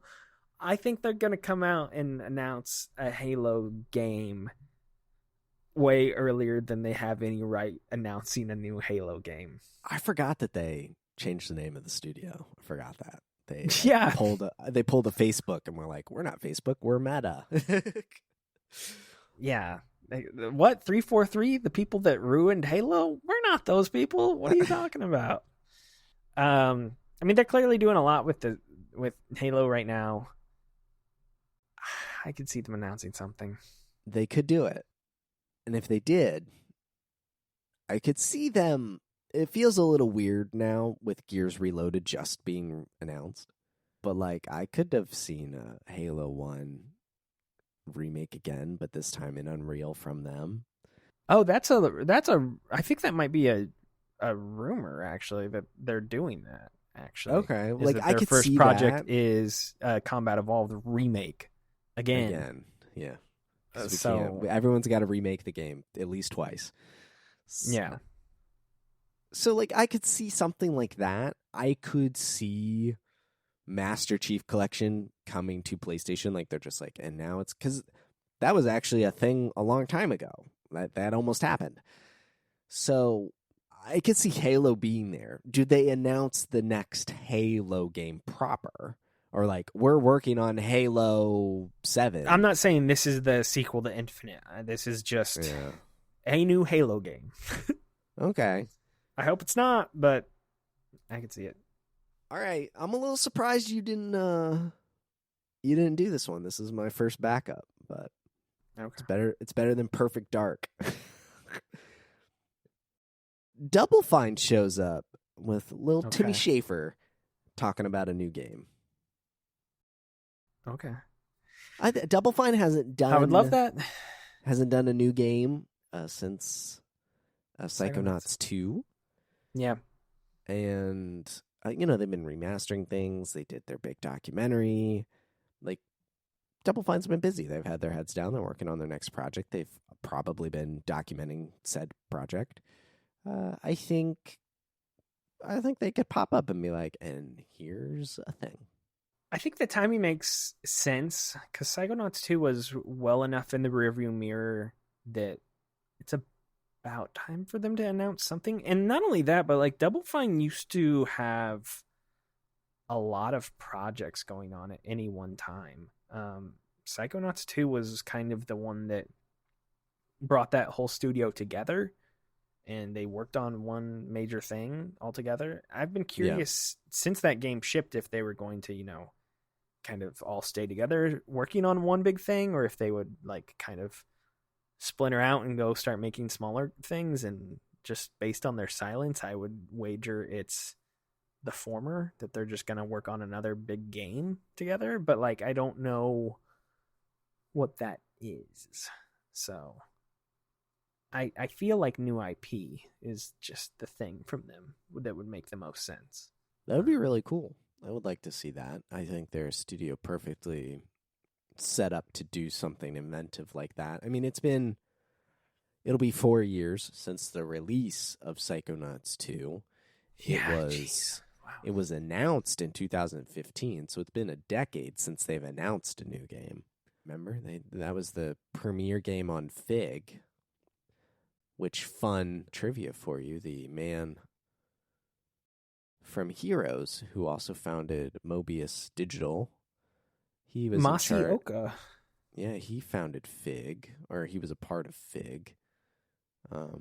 And that's where Outer Wilds started, was Fig as well. Yeah. So, and I'll tell you what, Outer Wilds, 10 out of 10, would play again. Let me play it at some point here. It's another one on the list. It is a vital game to play, I think. That's all I'll say about that. All right. Nintendo. My sweet, sweet Nintendo. This is a weird one. I mean, in some sense it's not, because there's everything they could announce, Right. It's a fun year for Nintendo because it is the generational transition for them. But it's also, I'm already getting weird vibes just from that first Switch 2 reveal event. And, they relied on some strange things to highlight during that event. And not all of it was bad. We got the Donkey Kong, and we got Mario Kart looked cool. But we got some other announcements, the Zelda game you mentioned, the Hyrule Warriors game, and I'm trying to think if there's anything else. Kirby Air Riders. Air Riders. Let's start there with Sakurai. I firmly believe this man's done with Smash. At least for now. Like, maybe if he comes back to it in a few years, maybe. Like, Kirby Air Riders pretty clearly indicates that they're on to something else. I do think, though, that it was very intentional that Smash Ultimate was not one of the remaster or one of the upgraded Switch 2 games that they talked about in the presentation. And I think that to me means that they're going to announce Super Smash Brothers Ultimate, which will be a full $60 remaster upgraded version of that game. I think that would be a 70 plus. Or 70 whatever. 80. For Switch 2. It'll be 80. And I think it will just be the same game with the promise of like another Fighter's Pass. And that's it. They'd probably up the resolution too. And maybe even the frame rate. Could you imagine that's what I'm saying. Could you imagine a 120 Smash? Wait, let's pause on that thought for a second. 120 hertz Smash? That'd be sick. They would improve. Yeah, they would obviously improve everything for the new hardware. You know, frame rate, visuals. Sure. Online play, maybe we get rollback netcode or something. Like, I don't know. Game chat. What are you talking about? We'd have game chat. Well, I was going to say, they'll want to incorporate game chat with it. Would rollback even work on a platform fighter like Smash? Like, obviously, that's the standard for, like, Street Fighter. I'd have to look up another, like did Multiverses have rollback? I'm not sure, maybe? I don't know. It's a good question. I don't know enough about this. Sorry. It's weird, though. Like, they're at a fork in the road with Smash because every new Nintendo console since the N64 has had a Smash. Well, the only ones were Advance and DS, obviously. Oh, I just mean home consoles. Yeah. Yeah. Well, I mean, 3DS did have it, but yeah, home consoles. 3DS did. Every home console since N64 has had a new Smash. So we're in weird territory here with this game. Like, there will be a new Smash on Switch 2 for sure. History has shown us that. I'm sure Nintendo wants to get a rip of, 20 or 30 million copies sold with ease. But, like, what path do they go down? Is it upgraded remaster lane with maybe some new bells and whistles? Or is it a wholly new game from the ground up? And I'm inclined to say it is just going to be a remaster type thing because I really don't know what else you do to Smash. Like, this is the thing now. If Sakurai really is done, I mean, obviously, I think Sakurai would be working on this if this is a real thing that does get announced. But what does Smash become next? Because you just have to, like, reboot it almost, I feel like. Yeah, I think yes. And I like that idea. Like a new Smash, just kind of a roster reset. Like the roster is so ginormous and it's amazing. But I think the difficulty of like maintaining the contracts for certain characters just indefinitely. Now, to be fair, I think those companies want their characters in Smash. Like that conversation is different than what it was in Brawl. But I think a reset, like you almost have to approach it a little differently for mechanics. And the beauty of it is Ultimate can still be played, just like Melee is still played today. Like, just because a new game comes out doesn't mean the old one goes away from like the tournament and just home play scene. So I think that's actually almost an opportunity to explore other ideas, flows, characters, and things like that without having to worry about incorporating it and balancing it with 80 plus other fighters. So, I mean, we could talk about this for 30 minutes, so I will try not to here. But like, the biggest thing with a reboot to me that I can't figure out is like, how do you reboot the roster, because I don't know how they scale back the roster, keep all the 15 or 20 biggest characters on the roster, all of the main Mario characters, Zelda, Samus, Star Fox, Pikachu, like all those types of characters. You keep those, obviously. But then, like, what are the, like, new characters that you then add to make it different? Because I feel like in some sense we got everything. It's just like Waluigi and, like, I don't know. They could start tapping into some of the more strange Mario characters that they're putting in, like Mario Kart World. Sure. They obviously put Piranha Plant in Smash Ultimate, so like they could do more weird stuff like that. But like I feel like rebooting the roster with like a smaller roster of, there's not 80 characters or 90 characters in this game. There's only 40, and we're introducing these 15, 20 new ones. You bring in Funky Kong, of course. Instead of having like 9 different Fire Emblem characters, you have 9 different Donkey Kong characters. So Funky Kong, Chunky Kong, Lanky Kong. Well, I got news for you. That whole Donkey Kong universe is dead. That version of Donkey Kong does not exist. This is true. They could all. We don't know that. Actually, maybe that's the biggest question.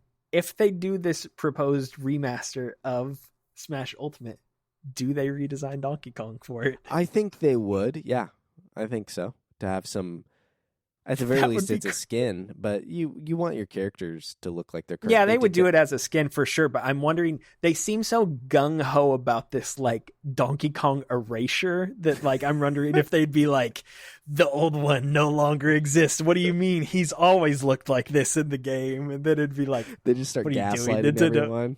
They push out an update for Smash Ultimate on Switch 1 that changes Donkey Kong's appearance. When they add Melee to NSO, it's just the new Donkey Kong skin in Melee. Everyone starts thinking it was he was always like this. Anyway, I like I said, I could talk a long time about this because I think this is really the most fascinating thing Nintendo kind of has to figure out, and I will be very curious. But my ultimate prediction is I really just do think it is a new version of Ultimate with 5 to 10 new characters and obviously upgrades for Switch 2. And that's it. Maybe. They're going to call it a day. They're going to call it a day for now and kick the can down the road for Switch 3, where they'll maybe reboot it or something like that. I mean, maybe Smash becomes the Mario Kart 8 Deluxe of the Switch 2 generation. That's kind of what I'm forever, thinking. And then they're like, and here's a booster pass that has a bunch of new characters and stages. That's like exactly what I'm thinking this will be. Yep. I think that's also an acceptable thing to do for a game like Smash. Yeah, I mean, people want a new Smash, but like, like I said, you don't need it. Like, where do you go? You can't top the only way. You can't top it. So like, the only way to start is to start over and do something smaller, which I don't know if that will be as well received. And then you make an open world Smash game where you just bounce between all the stages and it's interconnected. And you can go anywhere at any time. Sure. Sticking with Sakurai. This feels like the most slam dunk of slam dunks tonight. Gameplay for Kirby Air Riders is shown off. That game is apparently coming out in 2025. They're going to show us some gameplay. Hopefully it looks good. Yeah, I don't know. I don't have any attachment to this series. I don't know if I remember playing it at a buddy's house as a kid and enjoying it and always wanting it as a kid, but never getting it. So I'm looking forward to this iteration. I think it's kind of funny that we have 2 major racing games from Nintendo out in the same year. Granted, I think those, while the audiences are the same, they're also not. Like, everyone buys Mario Kart. Only if the hardcore will buy Kirby. So, we'll see. Maybe this isn't an official prediction for me, but I think it would make all the sense in the world to bring the original Air Riders to NSO, Kirby Air Rider to Switch Online before this. And I bet they announced that as well. That's not an official one, but that's an off the cuff prediction here. I think that they should announce that here. My Nintendo ones are real basic. I mean, just very straightforward. I think the Donkey Kong announcement of Donkey Kong Bonanza has kind of lured us all into thinking that that's the Odyssey team's next game, and I think it is. Clearly, Nintendo never announces their developers, which is so weird. Like, that's a whole other conversation. Anyway, that's clearly the Odyssey team's next game. My prediction, though, is that the Odyssey team has split and they've made 2 games, and there's another 3D Mario. I think they announced the 3D Mario. I think they're still in, they have to be in system seller mode here with this presentation to me. And the big way to do that is to come out with a Zelda or a Mario or both. And I don't think it's Zelda's turn because Tears of the Kingdom's so recent. I mean, the Hyrule Warriors game, obviously. But like, that's different. I mean, they've already been, touting the remasters of the Zelda games from Switch 1 a lot. So, like, we're not getting a Zelda game here. I would, absolutely not happening. But I think I think we will get a Mario game. I think it makes a lot of sense. Keeps this event exciting. Shows something further down the road because, like, that's clearly 2026 or beyond just based on their current kind of trajectory here. But I think they have to show one big thing that's going to, like, really make people get hyped and feel like they have to go buy a console. So 3D Mario. Boom. Okay. Sticking with the theme of Mario. Nintendo celebrates the 40th anniversary of Super Mario Brothers. That's it. That's the prediction. This could be a 99 style game release, but my gut says Miyamoto comes out and says, "Hello, I would like to share with you the trailer for Super Mario Brothers 2. And then Donkey shows up and says, "It's the game of the year." But I do think a trailer for the next movie would be shown, and that is out like 7 months from June. So I think that could be the time to, like, have a teaser come out. He could talk about how the Nintendo theme park had just opened in Florida. Assuming this event is in June at some point, that park opens officially to the public, full stop, here at the end of May. So, like, those are things they could talk about. But I think they basically acknowledge and celebrate the 40th anniversary of Mario in some manner. Maybe they'll re-release the 3D All-Stars once again in stores, this time in a nice new Switch 2 box. On a game key card, no less. There you go. Yeah. And then they'll get say all the gamers really happy. They'll say you have 30 days to buy this new version of the game. If they did anything 3D All-Star Collection-y, I would hope it would be Galaxy 2 related, because that'd be cool. Like, that game just got left. I don't know. Like, I don't know why that wasn't included. Because that game is better than Galaxy 1. Too many games for $60. They're like, no, we can give you 3, but 4 for $60. That's pushing it. We can't do that. That's pushing it. Okay. Here's my favorite one. Splatoon 4 is announced. Okay. But, I mean, that's the straightforward part of it. Here's my caveat. Don't you mean your caviar? No. Because that is a pun they would make in the game. That is one that they would make in the game. My caveat is that the A in Splatoon has to be a 4. The logo will be stylized in such a way where it is SPL4TOON.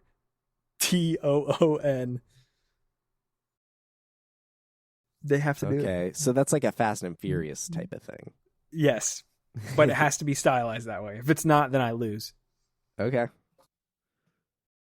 One of these days, somebody will have the gall to do it.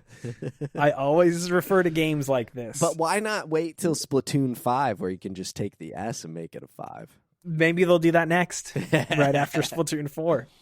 I wish more companies did this. It's gone full circle over the past 20 or 25 years from being stupid to being a joke to now being something I actively want again. Because I think it's funny. Okay. So there we go. Metroid Prime 4 Beyond will release on October 2nd, 2025. Oh my gosh. You think it's going to be the holy day of games? So originally in the order I wrote this prediction first. And I was like, oh, this would be really fun to have Nintendo release a game the same day as Sucker Punch. Like, just do that again. And then I went back to Outer Worlds 2 gets a date, and I was like, it'd be really fun if it was on the same day. And I do think that October makes sense for Metroid Prime, given their current kind of schedule. I'm assuming that November is Legends ZA. So, like, November's out of the way. I feel like December is too late, and I feel like, honestly, December is where Kirby is, and I guess that's a prediction if we overlap somewhere. So, like, I feel like October has to be it.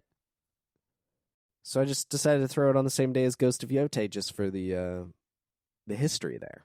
I think October makes sense. I think that Pokemon's November, December will be the Zelda game. Man, they said it's interesting. So Zelda game just said winter, but Kirby said 2025. So Kirby has a deadline of October 31st. And I feel like if it was sooner, they would have just said the month. But I feel like winter is a good excuse. It's like, it's February, it's still winter. I feel like Kirby could be September-ish, yeah. Or yeah, I feel like that would make sense. I feel like your first prediction, they're kind of primed to show that game off a lot during this direct for June. Like they kind of set the table for that one pretty well, I think. Okay, 2 left. I'm doing a lot of big swing franchise predictions here, I feel like, but then again, I guess there's nothing else for Nintendo to really announce other than its own games, and they have their own games coming out quite a bit. So, I really do think it's time for Star Fox. I just wrote down Star Fox is happening. What does that mean? It's up to your interpretation. I'll allow you to tally the score for this one in hindsight. I mean, if Fox McCloud shows up in any capacity, I think you get it. I think they got to do something. I mean, there's going to be a new game of some sorts, and by new game, that can even qualify as a remaster or something like that too. I'll even say. I mean, they can remaster the first game for the second time or third time, technically. I think they just have to do something with Star Fox. Like, there's a lot of franchises that people always talk about with Nintendo. It's mainly Star Fox, F-Zero, Mother. I feel like I'll get it thrown into this, like, oh, when are we going to see this? And when are we going to see this? When are we going to... Of all of those, I feel like Star Fox is the most popular by far. And I feel like it's the easiest to just make a new game that people would enjoy to play. And it's like how difficult does it have to be to make a good Star Fox game? I don't feel like that hard. Surprisingly difficult. Apparently so. Record. I think Miyamoto tried to tie his hands behind his back last time with that the gameplay mechanics that he came up with for Zero. I think he's like, no, making a good Star Fox game's too easy. I gotta make some wonky shooting mechanics on top of it to really challenge myself here. I think it is the most plausible of like Nintendo's franchises that have been on the ice. That we could see something with Star Fox. Okay. Do it, Nintendo. Go full sci-fi with this in Metroid. I'm going to lean the entirely opposite direction. The next Animal Crossing title is teased. Okay. Similar logic to you, where you were like, they're in system seller mode, they got to show Mario. I think they want that New Horizons community to be like, okay, gotta buy I'm buying a Switch 2, in 26 or 27. Like, I think your wife would run out and buy one immediately. It's going to be in a very expensive time whenever that game comes out. I think they tease it. I think they give the audience something meaningful. Not meaningful, but like they like stir that pot, because it's been a while. It's been 5 years, and obviously this is kind of slowed down. That game was going to be perfect on Switch 2. My mind immediately goes to mouse mode and a room editor mode, like just being able to move furniture and customize your space so much faster is going to be amazing in that game. And I would love for them personally to go back to like the city. Maybe you're designing your own city in some capacity instead of just an island. Like, who knows what they'll do? Obviously, they have great ideas and it'll be a fun game. But I think to just kind of amp up that launch excitement, especially since it just came out, they're like, next Animal Crossing is on its way.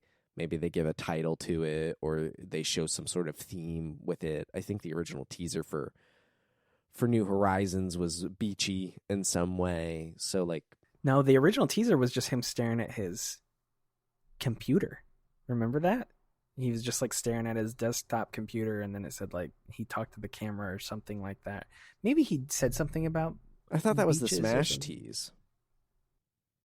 He was like, Isabel, you're invited. No, that one was older. That maybe. Was I'll have to look it up. era. I thought it was like a beachy vibe, but maybe you're right. I think they tease Animal Crossing in some ways is the point. Okay. Yeah, I think that makes a lot of sense. I totally agree. New Horizons was gargantuan for them, so they're going to want to announce a new one of those pretty soon. Okay, my final one. This is kind of a boring one to end on, but I think this is... I've been predicting or saying this for a while. I think that we're going to see this Mario baseball game revealed.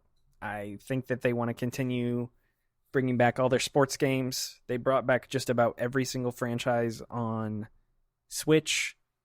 They had a new tennis, a new golf. They had a new soccer game. Baseball is the one they have not done yet. And I think maybe the reason why it hasn't happened yet is because, honestly, I think of all of those, baseball has become like the most popular. There is like a diehard community of people out there that play Super Mario Sluggers still a lot. And I know that's not to like, all Mario sports games are pretty popular in their own ways. But there has been this revival of Sluggers the past couple years that I don't know if you're aware of, that I have seen online. Mm-hmm. That game is big. It's still played a lot. And maybe Nintendo's taken notice of that and decided like, okay, we need to really figure out like what this next baseball game is going to look like and make sure that this thing will be a hit. So yeah, I think we're going to get that here. And I think it will be out in 2026. Okay. I could see that. The original Animal Crossing teaser was in the September 2018 Direct. It played after Isabel's Smash trailer. Yeah. And it showed Tom Nook at the computer, and he was like, yo, I'm making a new game, so be chill. So you were right. It is him sitting at the computer, but my memory of it being tied to Smash was correct in that sense. Like, I thought those two were tied together. So, okay. My last one is slightly specific-ish, but also loose enough where I can get by if one thing comes true. Some of, or all of, but some of the rumored Prime and or Zelda games, the ports, specifically Prime 2, 3, Wind Waker, and Twilight Princess, are announced as cross-gen titles with Switch 2 Enhanced Editions, but they also go to Switch 1 as well. These things have been supposedly done forever. I hope it happens. And I think, while not obviously, I don't think the intentional plan at the time, I think this could be a very smart business move to keep it accessible to the 155 million Switches out there, but also give the Switch 2 library something that's like a little bit more exciting. and continue this tradition of just porting things. But you could obviously just up resolution and frame rate, maybe include something special for Switch 2 modes. Maybe Wind Waker gets a mobile app, because they seem to like to do that with Zelda. Obviously, there was gamepad functionality that they could probably pull in and modify. Not that that would be an easy effort. And then Prime, obviously, like that's in the conversation because of 4. Where I get hung up on this is like, well, if Prime's out in October, like I said, and the rest of their year, like up to October, is pretty packed. September's the only one with a question mark around that. Like, you're not going to put out Prime 2 and 3 right before 4. Like, that's too much Prime for the market. So it would have to be afterward. So I don't think it could be Prime. But they could show Zelda ports, but we're getting Zelda ports. So I don't know. I don't feel like... That's why I said some of. Like, I could see them just doing one. Or both. I don't know. We'll see. It's weird because of the Switch Online version of Wind Waker too. Like, I don't think that disqualifies. Yeah, I don't either. But like, they are how different games. How does that adjust the timing of things? You know. Yeah. So I mean, they could just do Twilight Princess. Like, the last port, so to speak, was Skyward Sword. Like, you could work backwards. And Twilight, isn't that kind of booming right now? Like, the price of it at least is going up. I think it's on GameCube. Somewhat. On GameCube, it is. It's really going. Hopefully, they bring that to NSO. Help hit the sticker shock a little bit, but I think the enhanced edition is really what I'm looking for here. Is this would at least give it some explanation as to why nothing's come out, but I think it also would let them keep these versions they've made for Switch and have access to that market and give that variable pricing, right? Like, those Switch versions could be $50 or 60, Nintendo, whatever. Zelda game's not going to be under $50, so, or under 60, so 60, and then you can charge 70 or 80 for the Switch 2 versions, and people will complain as they buy them. I think you've got the right line of thinking, because they're going to want to keep supporting Switch 1 for at least the next year or two. Like, the hardware is pretty dated at this point, but I think they can make a more seamless transition from one console to the next, more so than ever before. So I really do think that we're going to get a lot of these, upgrade remastered games, which is why I was kind of thinking along the same lines with Smash Ultimate. Like, yes, it will prompt people to go get Switch 2 because they want to have the best version of that game, but also, like, it's not going to be, so different from the previous versions. And same with, like, if they do these ports or whatever else. Like, yes, Wind Waker will look better on Switch 2 in HD, but, like, it's not going to be, so night and day that it won't also look good on Switch 1. So, okay, I told you I had one more prediction at the end. You did, that's right. And it's going to be by the seat of my pants here. I was going to say, this is, I wanted to bring this up because at the top of the show, you invoked this. You said I invoked it. E3 prediction episode. And E3's not around anymore. It will be next year. That's exactly what I was going to say.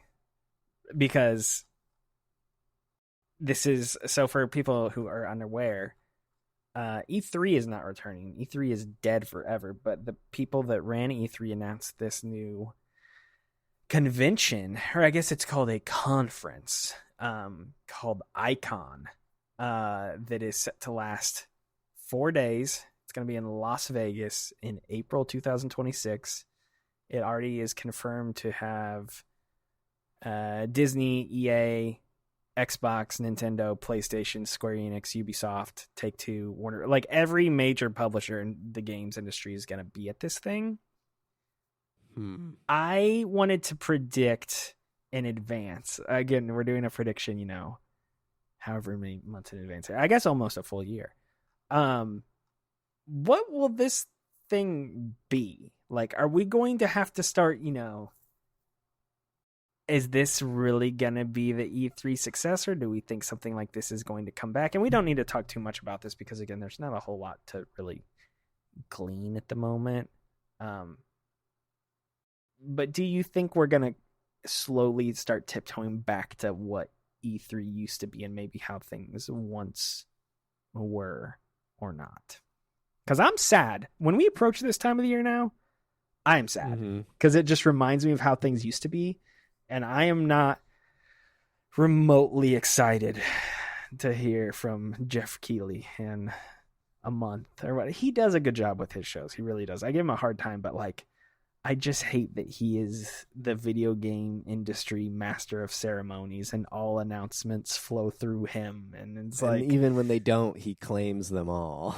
Yes. Like, it gets old, and I wish that, like, I think what I miss is it all being condensed into like a 5-day period. Like, you knew in advance, like, when everything was going to happen. Like, we were recording, or at the top of our recording here, we talked about, like, when's PlayStation going to do their thing? When's Nintendo going to do their thing? Like, we don't know, like, at all. And back in the day, it was like, you could know a year in advance how everything was going to flow, pretty much. Like, so here's the thing that's interesting. If this conference is coming to pass and all the players are going to be there, right? Or talking to the press in some capacity, that gives some sort of theoretical deadline to when they would want to announce things publicly. Because at the very least, once it gets into the hands of people outside of your company, then the chance of it leaking go up exponentially. The thing is I don't think companies are going to want to give up the total control of their messaging. This is something that Nintendo really trailblazed with their directs and digital events back in kind of the Wii U and 3DS era. And even when the direct started before that, and then it just kind of took over during the E3 time. And then Sony had those weird years where they you remember that one E3 where it was like 3 or 4, I think it was 4 games, and they had different stations, like tents set up for press to go to, and then Xbox is kind of probably the most traditional of the bunch, but now it's more of a digital curated video event. So they don't want to give that up. But if this conference happens, say, second week of June, then you would think all of their messaging that would be at the conference would be discussed before said conference. So at the very least, I think it could give us a better time frame to talk about, like for them to talk about things, instead of, well, maybe Nintendo's at the end of June, but Sony's at the end of May, and then Xbox is in the middle of that, like maybe a tighter window. So the thing to note about this is, again, it's not a convention, it's a conference. It's taking place at a huge resort in Las Vegas.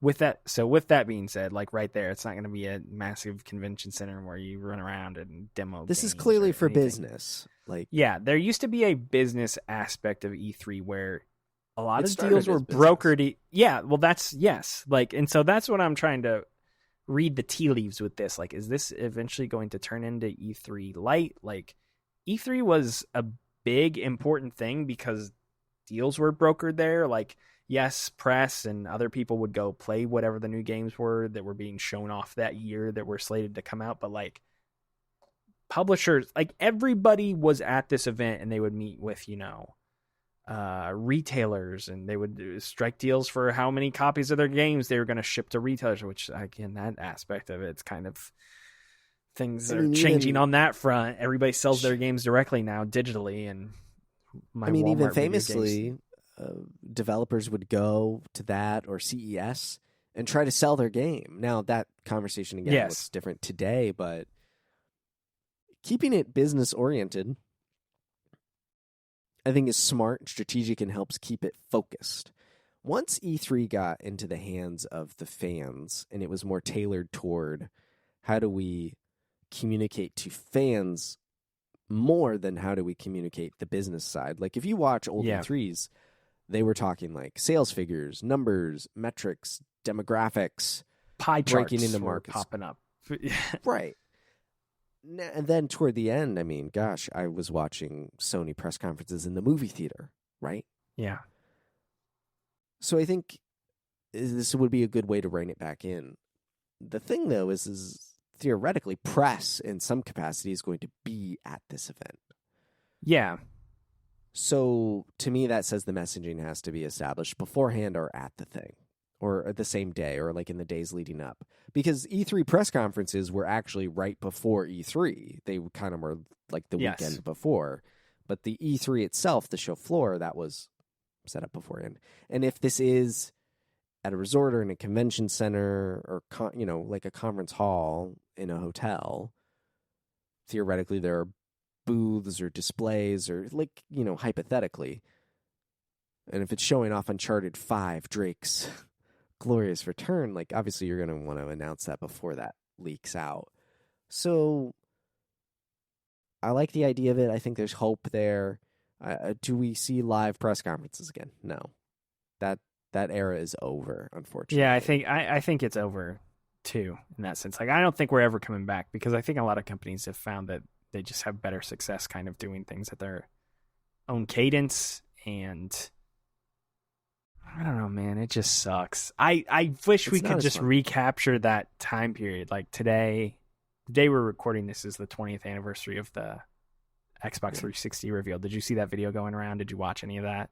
Of like how the Xbox 360 was revealed, and it was just some random episode of MTV. Like it was just a reveal event, 22-minute episode reveal event for the Xbox 360 that was posted on MTV, and it was just so 2005 in every way. Right. Like they had multiple live performances from, hey everybody, we just saw the Xbox 360 revealed. Now we're gonna kick it to the Killers, who are gonna play Mr. Brightside, and it was so weird, but like.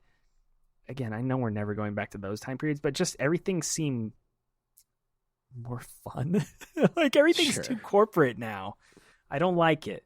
And I wish that there's companies a loss would of personality, a major loss. I look forward to it. I think the most likely thing is kind of what I've hammered, which is a tighter window of knowing when things will be announced. We'll see what spawns out of it. We'll see. But Keighley will still do Summer Games Fest. He's never going to stop that. And I think that'll be a really good place for some big things. But Summer Game Fest is good for the third parties and the indies and the things that Jeff likes. Kojima. Like, that's still a good and viable space for those things. We'll see. I do want to say, though, as like a time capsule thing and a very selfish thing, this year in particular is going to be pretty flippin' sweet because the Switch 2 comes out on my birthday. Then the Summer Games Fest is the following day, that night. And then Xbox is on Sunday. There's a new John Wick movie in the middle of all that. And then I'm having my friends come over to play the new Mario Kart on that Saturday. So, like, while this is rare and highly specific, this will feel a little bit like... You're recapturing the feeling. A little bit, right? So... Yeah. I'm close. I'm really close. I remember getting Switch at midnight, and I went and saw the movie Logan. I saw Logan, and then went downstairs in the mall, because the movie theater was in the mall, went downstairs and got my Switch after seeing Logan. That was a great night. And, like, this year it could be... I'm going to go see Ballerina and then go get my Switch. Well, my Switch 2 is coming from Walmart, so I'll go to bed. And then I'm going to pick up Mario Kart World at Best Buy at midnight, so I'll get a little feel for it. And I'll lick the cartridge. So I think I'm about to cancel my pre-order, conversely. But please let me know how the Switch cartridge tastes. I will. I'll get one here eventually. Probably just going to have to be later in the year. So... But they might raise the price on you. Maybe. I mean, once Donkey Kong comes out and I see it in a store on a shelf, that's when I'm going to be like, oh boy, I want to play that game. That's the one, which I know is only, 6 weeks after the Switch console itself is out. But, like, I think I can just wait until that happens. Well, I wish thee the best of luck. But I think that's going to do it, everybody. Thank you all for joining us on our annual tradition here, however many years strong. Thank you all so much. If you would like to find Logan online, he's over at comicbook.com. He may or may not write the review for Donkey Kong Bonanza. He was adamant he would, but he may not now. Tune in to find out. Nah, I just don't think I'll have I don't think I'll have the console, but maybe we'll see. We'll see. And go there for all your Keeley coverage. Keeley threes. It's easier to type that than say it, but Key 3. go check him out at comicbook.com. As for me, if you'd like to check out my writing or anything, head over to maxfrequency.net. If you would like to see the show notes for this episode, you can check them out in your podcast player or go over to maxfrequency.net/MFP-46. Check everything out there. But thank you all so much for listening. And until next time, adios.